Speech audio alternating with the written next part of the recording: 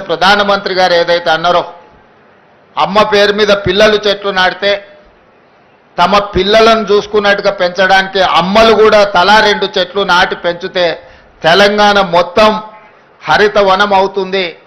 తెలంగాణ మొత్తం ఆకుపచ్చ తెలంగాణగా మారుతుంది.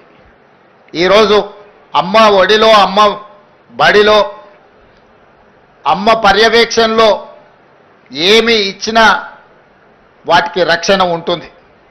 అందుకే ఈరోజు అమ్మ ఆదర్శ పాఠశాల పేరు మీద గ్రామీణ ప్రాంతాలలో, తండాలలో, గూడాలలో, మారుమూల పల్లెల్లో ఉన్న పాఠశాలలన్నిటినీ ఈరోజు మా ఆడబిడ్డల చేతిలో పెట్టడం జరిగింది.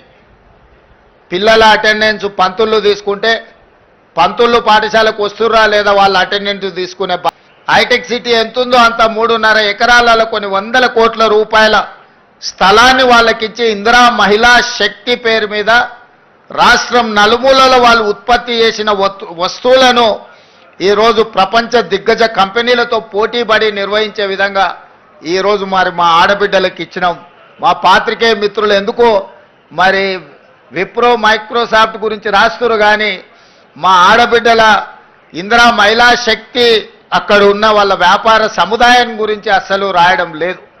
హైటెక్ సిటీ పక్కన వందల కోట్ల రూపాయల ఆస్తుల యజమానులను ఈరోజు వాళ్ళు ఉత్పత్తి చేస్తున్న వస్తువులను ప్రపంచానికే చూపించే విధంగా ఈరోజు ఏర్పాటు చేసినాం. మొన్న నిర్వహించిన భారత్ సమ్మిట్ ఇతర దేశాల నుంచి వచ్చిన ప్రతినిధులు అక్కడ సందర్శించుకున్నారు.